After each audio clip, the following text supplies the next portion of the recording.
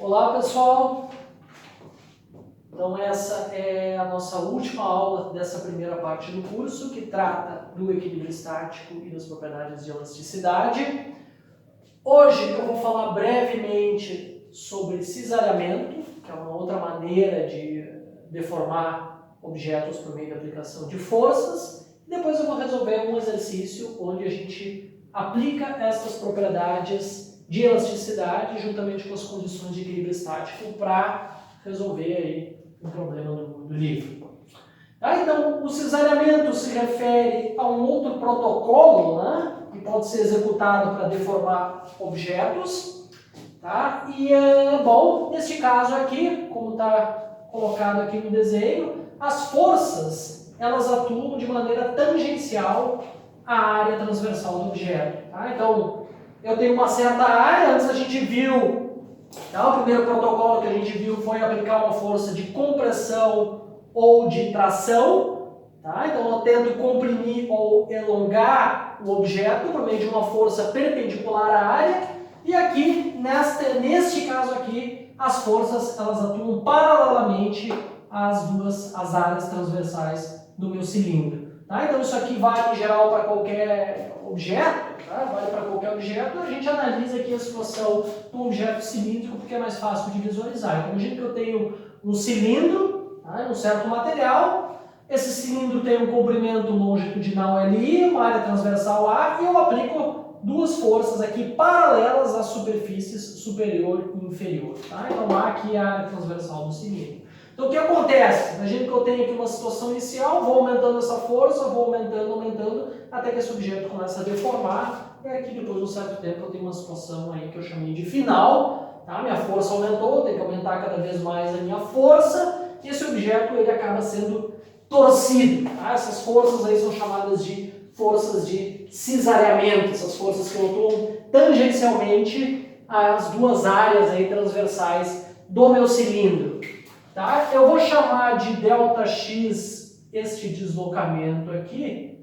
Tá? Então, isso aqui, essa distância aqui, que é o quanto o eixo central do meu cilindro, tá, se deslocou, se inclinou, tá, em relação à posição inicial, eu vou chamar de ΔX. E é esta exatamente a quantidade que mede o quanto o objeto se deformou. Então, a gente pode introduzir quantidades completamente análogas ao que a gente fez anteriormente no estudo da tração e compressão. Tá? Então eu vou introduzir a deformação relativa de cisalhamento. Tá? E vai ser essa quantidade é dada pela razão entre o ΔX e o comprimento LI do meu cilindro. Ou seja, essa quantidade me informa o quanto esse eixo central do meu cilindro se deslocou lateralmente com relação ao comprimento longitudinal. Tá certo? Então, uma deformação relativa ao comprimento longitudinal do meu cilindro. Eu poderia ter escolhido aqui qualquer outro comprimento para comparar com o ΔX. Tá certo? A gente escolhe o comprimento longitudinal.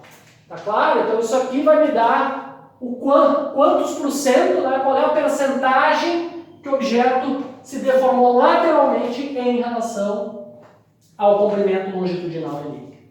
Tá certo? E a segunda quantidade que a gente pode introduzir é a tensão de cisalhamento.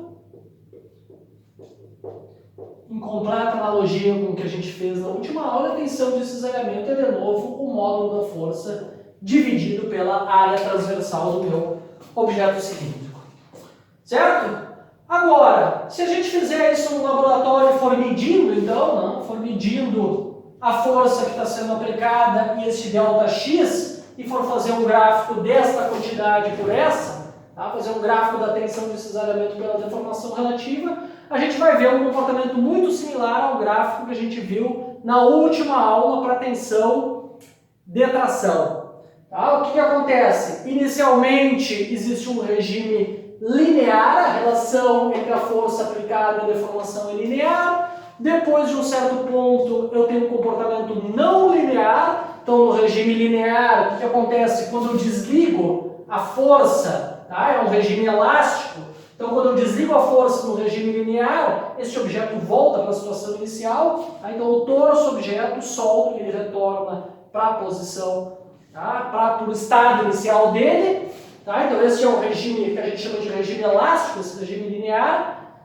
E depois que eu ultrapassei, tá, o regime linear, tá, eu entro numa situação em que a relação entre essas duas quantidades não é mais linear e é o que a gente chama de regime de deformação permanente. Tá? Então o que acontece no regime de deformação permanente, em completa analogia com a situação que a gente estudou na aula anterior, quando eu desligo a força, o objeto não retorna mais para a situação inicial, ele fica permanentemente deformado. Tá? Então eu posso ir aumentando essa força até o momento que o objeto rompe, eu atinjo um ponto de ruptura. Tá? Então o gráfico dessa quantidade em função desta é muito parecido com o gráfico que a gente viu na última aula. Tá? Então a gente tem aí os dois regimes, linear e não linear, até atingir o ponto de ruptura. E nós aqui estamos mais interessados, obviamente, no regime linear em que a força dividido pela área é proporcional à deformação relativa. E o coeficiente de proporcionalidade é representado, nesse caso, pela letra G. Tá? Então, esse aqui é o meu regime linear. Tá? Então, quando nós estamos no regime linear, esta relação é satisfeita. E G aí é o que a gente chama de módulo de cesariamento.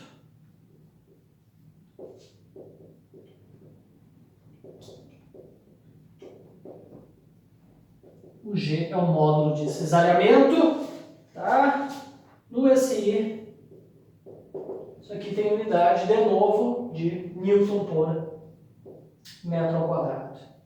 Tá? Então, de novo, o módulo de cisalhamento, ele é uma medida de quão rígido ou de quão rígido o objeto é em relação à aplicação de uma força tangencial à superfície do objeto, a forças de cisalhamento. Então, quanto maior G, mais difícil é para mim torcer esse objeto por meio de aplicação de forças paralelas à superfície do objeto. Tá claro, pessoal? Então é completamente análogo ao que a gente viu na aula anterior.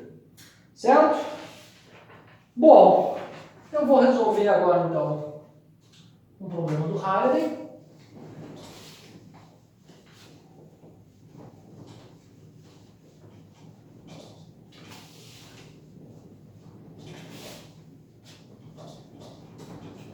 Tá? Vamos fazer pelo menos um problema.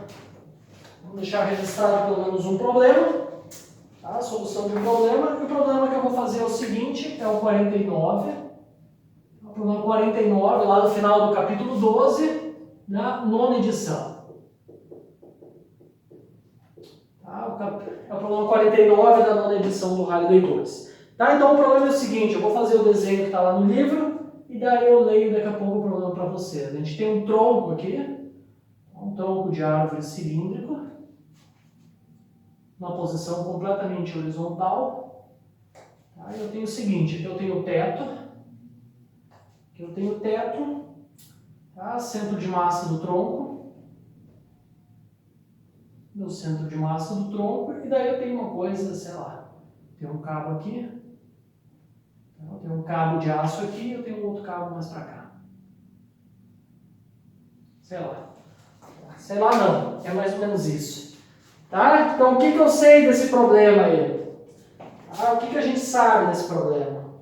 Bom, vou ler o problema, tá? Então eu tenho um tronco aí no horizontal, aqui está, digamos, o teto, tá? Eu prendi esse tronco por meio de 2 cabos de aço e ele está na horizontal. Vamos ler o problema para a gente ver o que é fornecido para nós. Tá? Então o problema é o seguinte, tá? Na figura, blá blá blá, um tronco uniforme de 103 kg, a gente conhece a massa do tronco, está pendurado por 2 fios de aço A e B.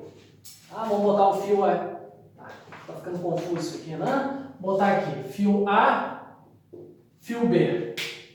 O problema diz o seguinte, tá? O raio desses fios, de cada um dos fios de aço, vale 1,2 milímetros. Inicialmente, o fio A tinha um comprimento, tá? Tinha um comprimento de 2,5 metros e era 2 milímetros mais curto do que o fio B. Tá? O tronco agora está na horizontal. Quero saber quais são as forças, né? As forças dos cabos sobre o tronco, ou seja, qual é o módulo da força exercida sobre o tronco pelo fio A, pelo fio B, e qual o valor da razão dA dividido por dB. Já digo para vocês o que é dA e o que é dB. Tá? dA é a distância do fio A até o centro de massa.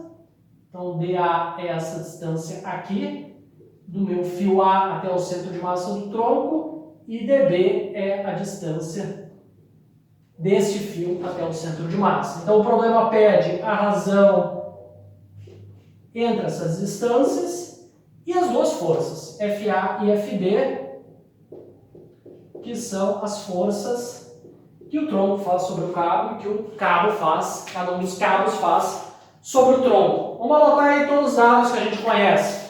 O tronco tem massa M, essa massa vale 103 kg, isso é fornecido pelo problema. Os fios, tá? O que a gente sabe sobre os fios? São fios de aço, tá? São fios de aço, ambos os fios são de aço, e a gente conhece o raio desses fios. Logo a gente conhece a área dos fios, tá? A área transversal dos fios. Os fios eles são cilíndricos, tá? São aproximadamente cilíndricos. Isso o problema nos informa. Isso aqui vale 1,2 milímetros. Certo? Bom, o que mais? O que mais a gente conhece? O problema nos informa o comprimento inicial do fio A. Então, vou chamar esse comprimento inicial de LAI. Esse comprimento vale 2,5 metros. E o problema também nos diz que o fio B inicialmente é 2 milímetros mais comprido do que o fio A. Inicialmente quando? Antes de pinturar o tronco nos fios. Tá? Então, o comprimento do fio B inicial, tá? A gente tem uma relação entre os comprimentos, né? É igual ao comprimento do fio A inicial mais 2 milímetros, que eu vou representar por esta letra Lzinho. Tá? Isso aqui vale, então, isso aqui é um dado, tá? O problema nos informa que LBI é igual ao comprimento inicial do fio A mais 2 milímetros. Tá? Então, essas são as informações que a gente tem. Veja, o que a gente sabe sobre o comprimento final dos fios? A gente sabe que o comprimento final dos fios é igual, vou colocar isso aqui. Tá? Então, eu tenho que LA final é igual a LB final, que é simplesmente L final. Porque o tronco está simplesmente na horizontal. Então, necessariamente, os dois fios eles têm o mesmo comprimento. O que mais eu sei? Veja, os fios são de aço. Tá? É um problema que vai envolver as propriedades de elasticidade. Então, a gente precisa do módulo de Young do aço. Veja, pessoal, o problema não nos informa o módulo de Young. Então, nesse tipo de situação, tá, que é muito frequente na lista de vocês devem ir ao capítulo e verificar, lá tem uma tabela, tá, com o módulo de Young de diferentes materiais, vocês podem verificar lá qual é o módulo de Young do aço. Tá? Na edição 9, essa tabela com os módulos de Young, ela está na página 13. Tá? Então, de lá eu obtive o módulo de Young do aço. Tá? Isso aí vale 2 vezes 10 na 11 Newton por metro quadrado. Tá? Então, esse dado vocês têm que ir lá no capítulo, no meio do capítulo, muitos problemas da lista, o módulo de Young não é fornecido. Então, vocês têm que ver de que material que é feito o objeto em questão e ir lá no capítulo verificar quanto vale o módulo de Young. Certo, pessoal? É esse o problema. Tá? Então, eu tenho um fio um pouco mais curto, esse fio é 2 milímetros mais comprido inicialmente, eu tenho lá os meus 2 fios, penduro meu tronco largo, meu tronco para na posição horizontal, que significa que os comprimentos dos 2 fios são iguais. Tá? E aí, bom, eu tenho aí uma situação de equilíbrio estático, onde eu quero calcular aí, as forças e as distâncias dA e dB dos fios até o centro de massa. Bom, vamos começar fazendo o usual, que é aplicar as condições de equilíbrio estático nesse problema. Quais são todas as forças que atuam no tronco? Eu tenho que primeiro definir meu sistema. O sistema aqui é bastante óbvio que o meu sistema é o tronco. Então vou chamar esta força de FA. Esta é a força que o fio A faz no tronco. Eu tenho a força que o fio B faz no tronco, que eu vou chamar de FB. E eu tenho também a força gravitacional sobre o tronco. Tá aqui a minha força gravitacional sobre o tronco. Tá? Esse aqui é meu centro de massa. Certo, pessoal? São essas as três forças que atuam no tronco. Vamos aplicar agora as condições de equilíbrio estático no tronco. Primeira, condição de equilíbrio para a segunda vinda, né? Oriunda da segunda lei translacional. Eu tenho o quê? Pessoal, aqui as forças são bastante direto, a aplicação das condições de equilíbrio, eu não vou fazer o diagrama de corpo livre. Tá? Então, condição de equilíbrio translacional, eu tenho que FA, tá? FA mais FB menos mg, que é o módulo da força gravitacional sobre o tronco, isto é igual a 0.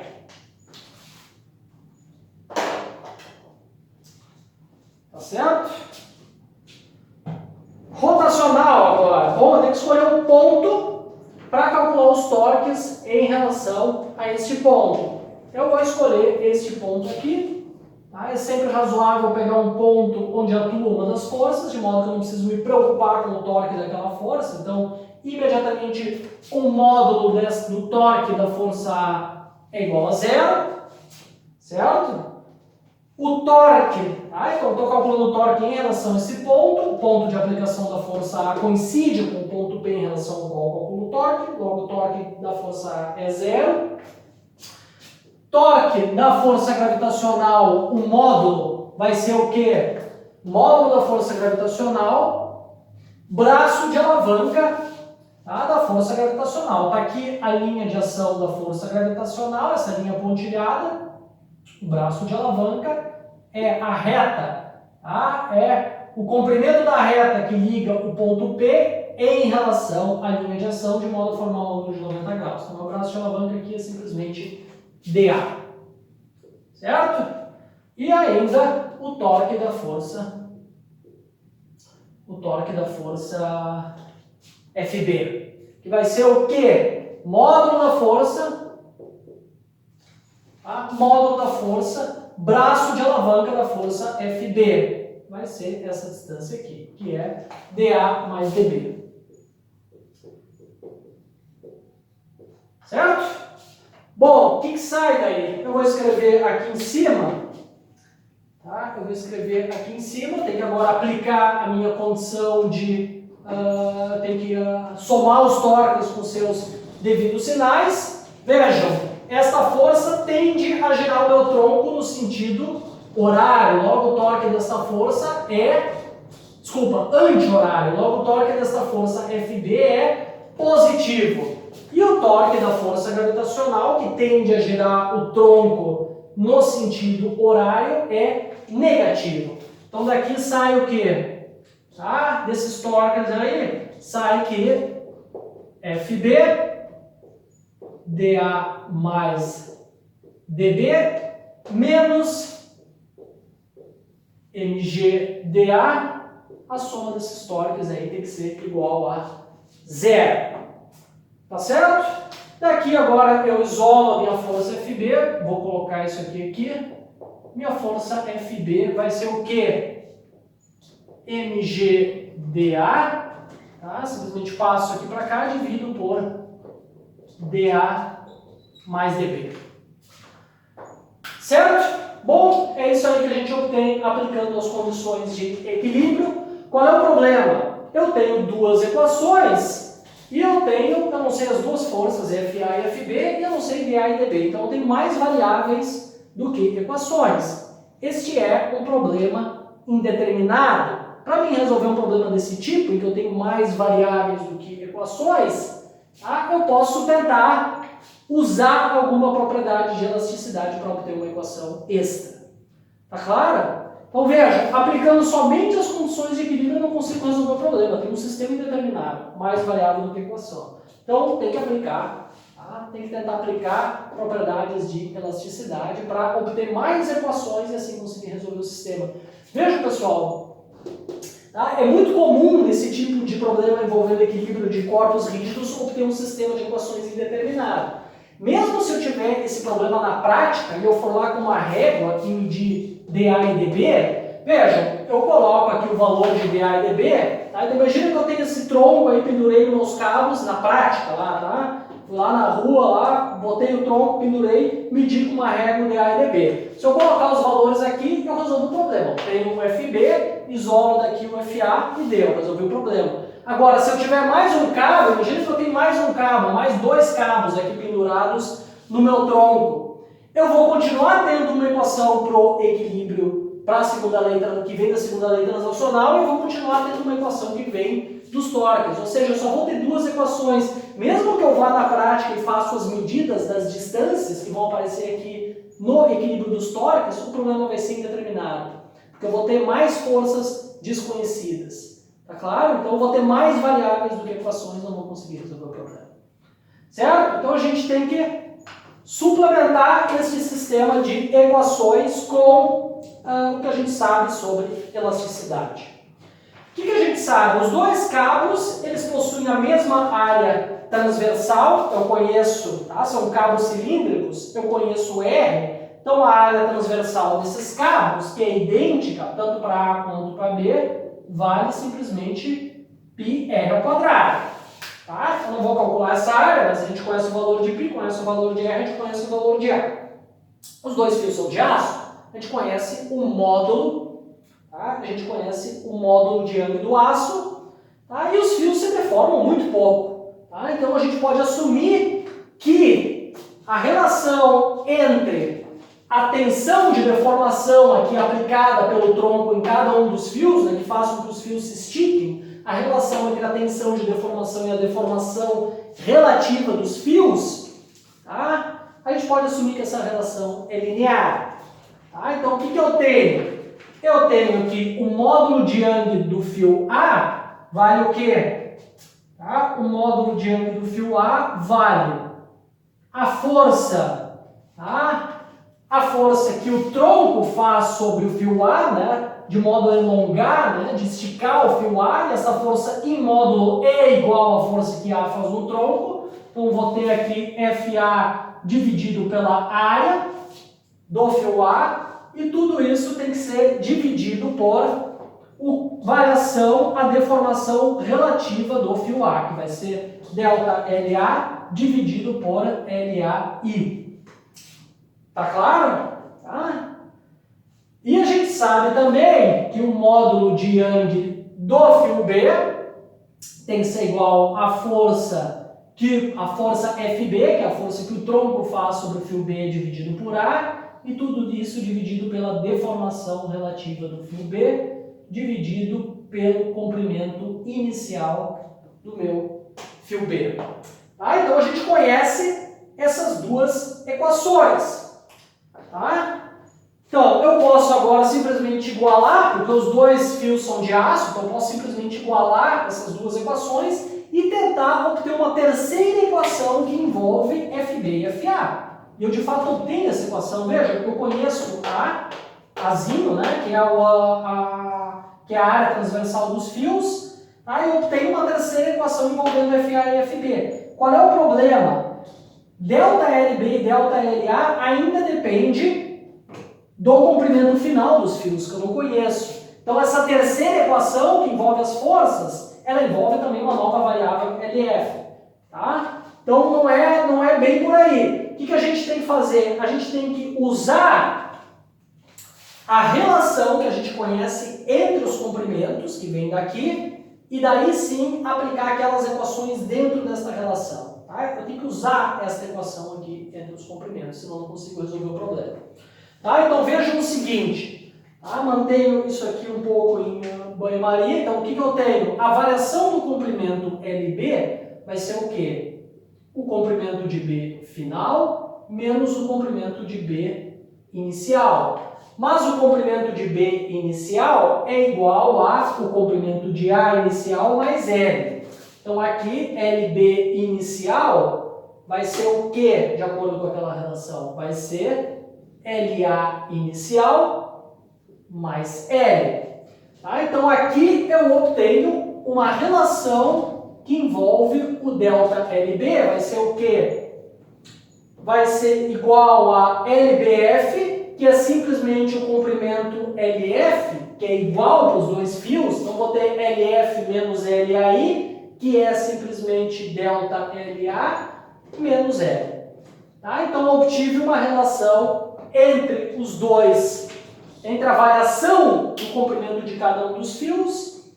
Tá? E agora sim, eu posso daqui isolar o delta LA e o delta LB e substituir aqui dentro, de modo que eu obtenho uma equação que relaciona as forças FA e FB. Certo? Então vejam, vou isolar daqui o delta LA e o delta LB. Então a gente obtém o seguinte, tá? A gente obtém daqui delta LA é igual a LA inicial vezes FA dividido pelo módulo de Young vezes a área transversal. Tá? E desta equação aqui a gente obtém o seguinte, delta LB é igual a LB inicial vezes FB dividido pelo módulo de Young vezes a área transversal. Tá claro? Isso aí sai diretamente destas duas equações. Tá? Sai diretamente dessas duas equações, só estou vendo se eu não fiz nenhuma bobagem aí. Tá? Então, claro, aqui eu tenho FB dividido por A dividido por delta L dividido por LBI. Então vai aparecer um FB vezes LBI em cima, tá? Embaixo vai aparecer uma área, aqui eu multiplico esse cara, esse delta por E e passo o E para cá, vai aparecer aqui embaixo. Tá? Bom. Agora sim, agora eu uso essas duas relações aqui dentro. Tá claro, pessoal? Não dá para usar isso aqui diretamente e simplesmente igualar. Tá? Eu chamo a atenção porque esse é um caminho comum que leva a um beco sem saída. Porque quando eu igualo essas duas expressões, eu tenho uma relação entre FA e FB, mas ainda aqui aparece o LAI que eu conheço, LBI que eu conheço, e aparece o comprimento final que eu não conheço. Então não vou conseguir resolver o problema, porque tem uma variável extra. Agora, usando esta relação que conecta a variação do comprimento de cada um dos fios, agora eu substituo, tá, isso aqui dentro, de modo a eliminar o comprimento final do problema.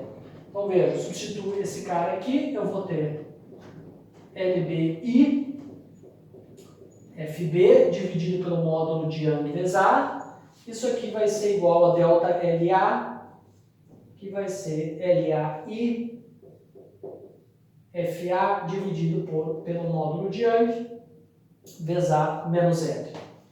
Tá certo? Agora sim, vejam, eu conheço o módulo de Young, a área transversal, Lzinho, que vale 2 milímetros, e os comprimentos iniciais eu conheço também. Tá aqui, né? Conheço o LAI, conheço o Lzinho, então conheço o LBI. Então, essa é uma equação agora que relaciona as duas forças FB e FA. Então, eu vou multiplicar toda a equação por EA e dividir toda a equação por LBI. Então, quando eu multiplico tudo por EA, corta aqui, e aqui aparece um EA e divido tudo por LBI. Então, eu obtenho a seguinte expressão para FB. Tá? FB, deixa eu ver se a minha caneta preta tá boa ainda. Tá? Então, eu obtenho o seguinte. FB vai ser o quê? Vai ser LAI dividido por LBI, FA menos Lzinho, EA dividido por LB. Tá aí. Tá? Essa é uma terceira equação que envolve as forças FB e FA. E agora eu consigo, usando essa equação e mais aquela equação, tá? Na verdade, eu preciso usar só duas, tá? Eu posso usar simplesmente essa equação e essa equação aqui e eu resolvo o problema. Tá? Então, daqui eu tiro, tá? Dessa equação e dessa equação, resolvendo esse sistema, eu obtenho as forças FA e FB. Eu vou apagar aqui os dados, tá? Basta voltar o vídeo, né? Para ver quanto vale cada número. Tá? Então, o que nós vamos fazer agora? Vamos resolver esse sistema. Tá? Então, eu tenho lá FA mais FB. Estou partindo dessa equação. FA mais FB, eu vou substituir o FB, que vai ser o quê? LAI, LBI, tá? Vezes FA menos L, módulo de Young, área transversal, dividido por LBI. Tá? Menos MG igual a zero. Menos MG igual a zero. Tá? E daqui, agora eu simplesmente isolo o FA. Tá? Então eu tenho que FA, ó, as canetas estão agora dando. Opa!